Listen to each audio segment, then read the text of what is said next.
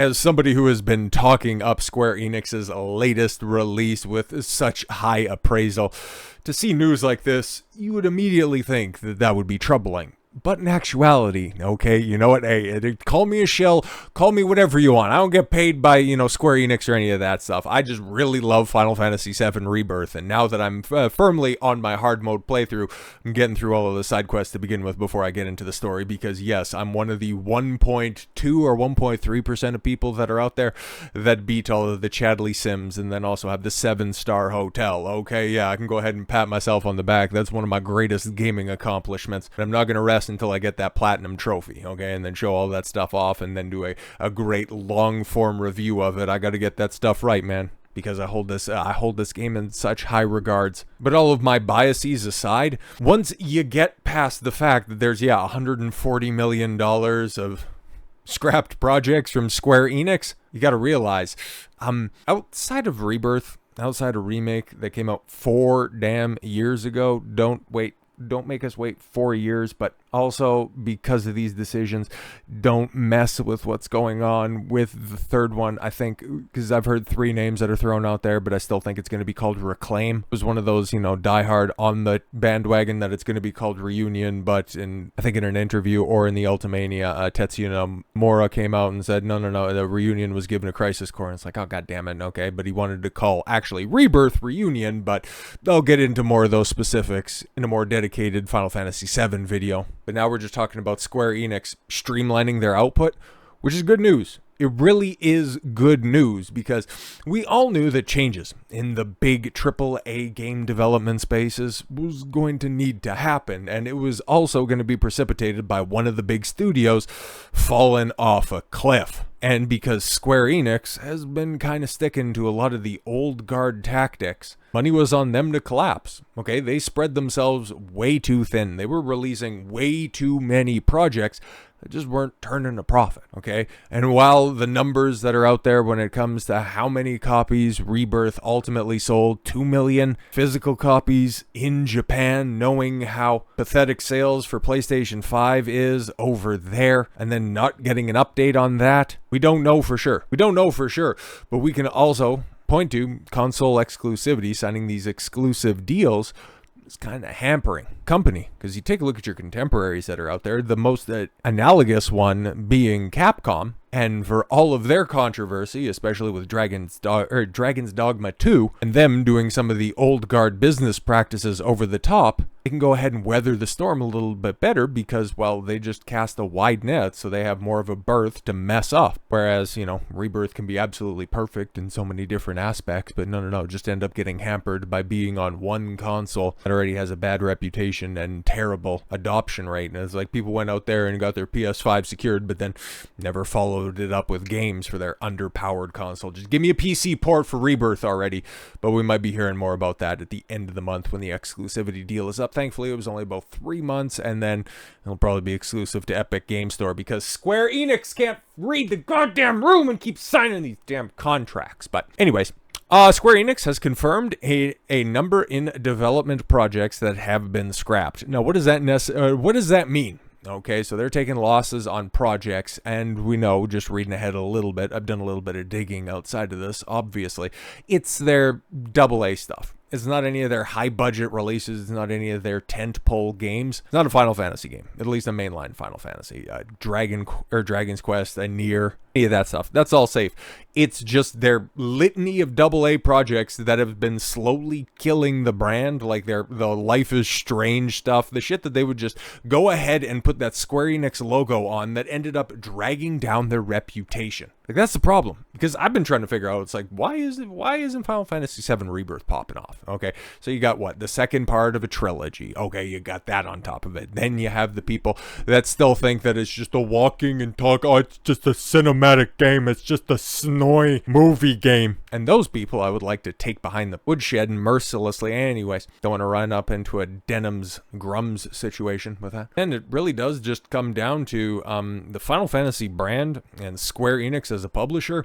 Their reputations have absolutely nosedived, because they used to be, and maybe I'm just going ahead and casting my mind back a long time ago at this point, okay? Square Enix hasn't really released a banger in a very long time. if we're going to be completely honest. And to me personally, the games that I like, it's kind of from the Square soft side of things, because the moment that that company merged was the moment that quality, especially of Final Fantasy games, dropped off a cliff. And then with all of this muddled ancillary Final Fantasy content, and then even just the mainline releases, if we're going to keep it a buck. Like going to an MMO for 11, that was a big hopping off point for a lot of people, okay? And 12, I hate that game so much. It's so trash. 13, go ahead and carry over that criticism and then just extrapolate it 25-fold. All three of those games are absolute dog shit, and I played through all of them and I hate them so much. I want all of that time back. 14, you remember, okay, like it's a money-making machine right now and everybody loves A Realm Reborn,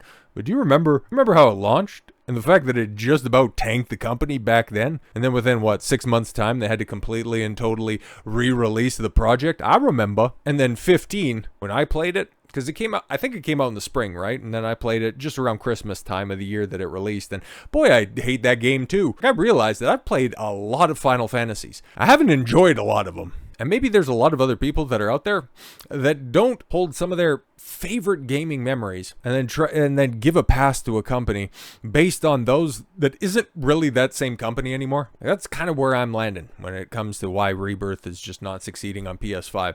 It'll just be interesting to see what happens ultimately when there's the PC port that comes out. Maybe by the end of the year, but I think we're probably going to have to wait until Summer Games Fest or whenever Sony does some goofy online presentation in order to see, because I think it might, you know, especially with sales calls like this and them not really releasing all that much out for the rest of the year, potentially Final Fantasy 16 PC port, but I think that might, if they do anything, if they're trying to hotshot anything, we might get the 16 PC port maybe in the fall, and then for the holiday season, I might get the Rebirth PC port. But now I'm just hotshotting ideas here, but we got to talk about the actual numbers at play here. And the news came via a notification of a recognition of extraordinary losses that Square Enix shared with shareholders earlier this week, while the projects were abandoned in March at the end of the last financial year. So yes, as many people are going to try to spin this as, oh yeah, Rebirth didn't end up doing anything, this is all about 2023. And the fact that Square Enix released a lot of crap.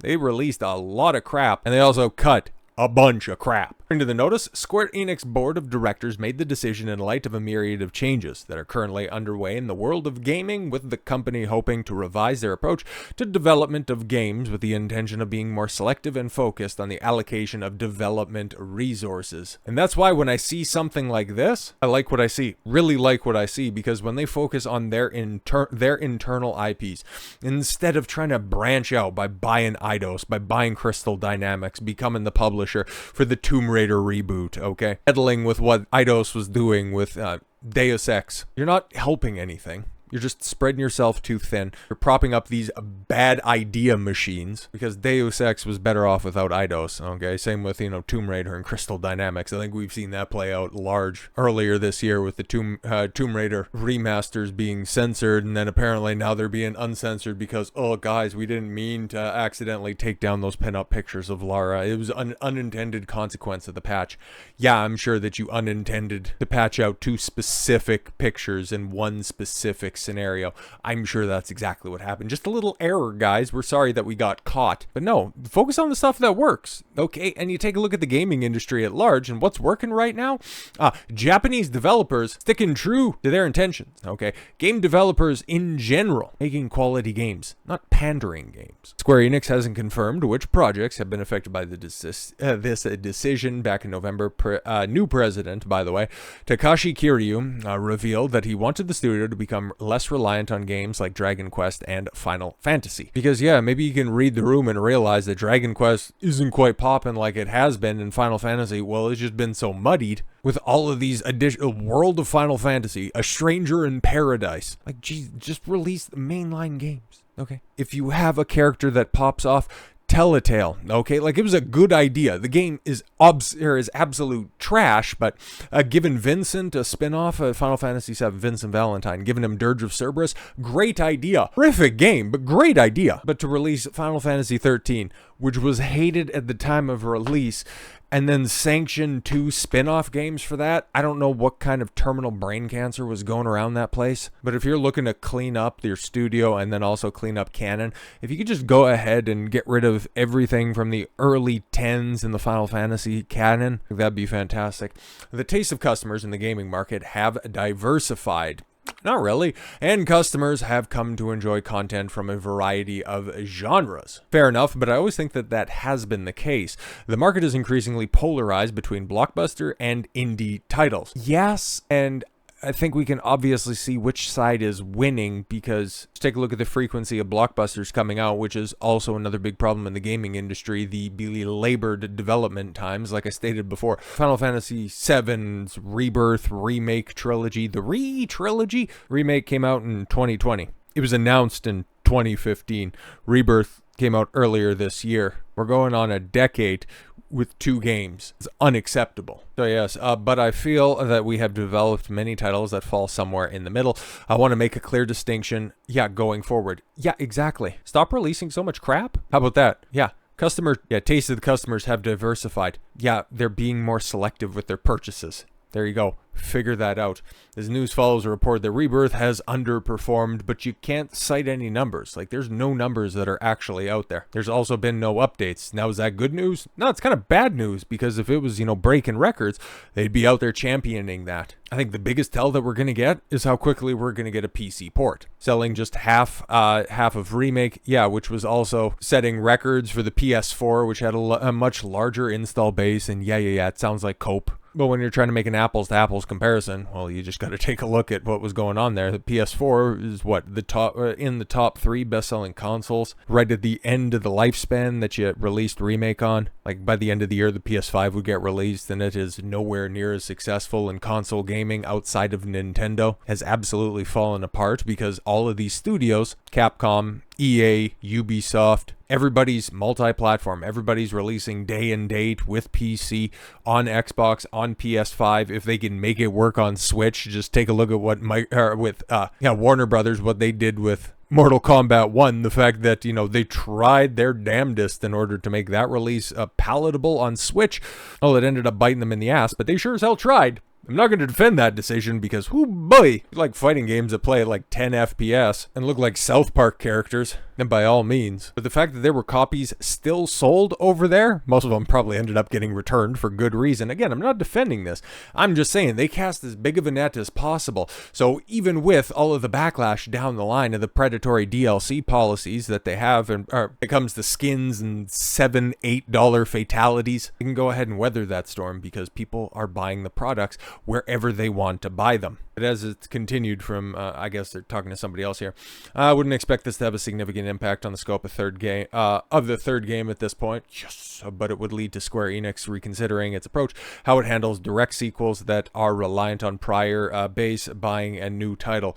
Perhaps, but it's also pointing to the fact that there is, it's definitely coming, man. This AAA studio collapse, that's very much on the horizon, and monumental changes are going to need to be made. If you think every studio can just go ahead and take a 9-digit tax write-off and there not be a substantial change in the market, I don't really know what to tell you. But if they're honest about streamlining their approach, if they're committed to making fundamental changes, it's actually really good news in the grand scheme of things. So with all that said, thank you all very much for the gift of your time. I've been Don Consuelo. I want you to follow your gut and get after it. Take care, everyone.